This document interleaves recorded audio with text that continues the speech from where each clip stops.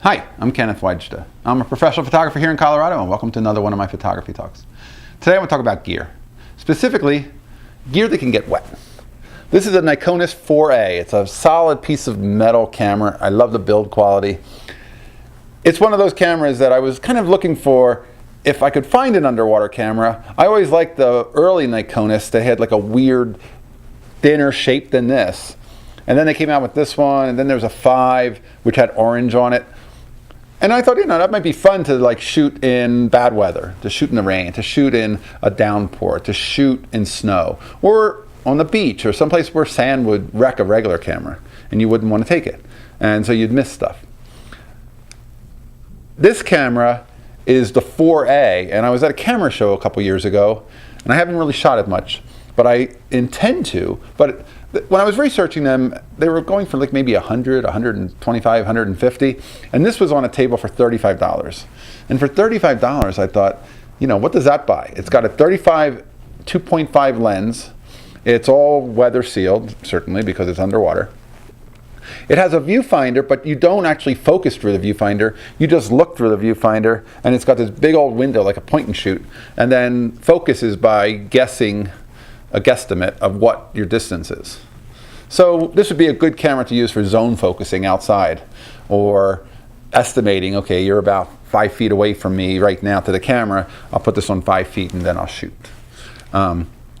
It's got an aperture control here with this little weird dial, and it's got a focus here, and then doesn't have a shutter speed. It has aperture priority, and that's the kind of camera that I would use it for. I would use it as a camera. I can just choose the aperture and let the camera pick the shutter speed.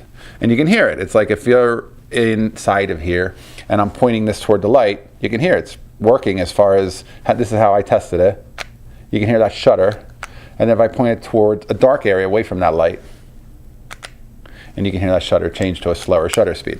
So I like the idea of being able to shoot places where conditions are different than what I would bring an F3 or an F2 to. An F2 would work because it's all mechanical and only the battery runs the meter, but the F3 is an electronic camera. And do you really want to bring that in a place where there's a lot of moisture? This camera. Now here's a little trick. A friend of mine used to work at the newspaper with me, and he had to do an underwater photo at a swimming pool. And what he did was he put his regular camera, his Nikon, probably his F3, into a aquarium, and then he submerged it on self-timer, and he shot with the lens underwater against the glass. But as long as the water didn't come over the top of the aquarium, as long as he didn't push it down too far, then he could shoot underwater because the camera was sitting in a dry area inside the aquarium. So the real simple little trick to shoot underwater if you don't have an underwater camera.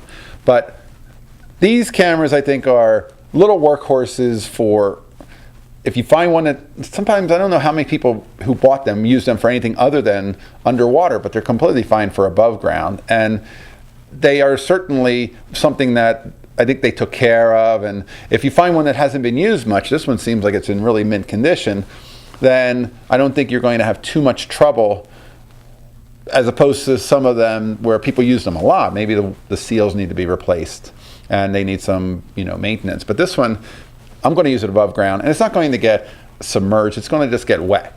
So it probably would be fine even if the seals would need to be replaced for underwater. I don't really intend to take it underwater.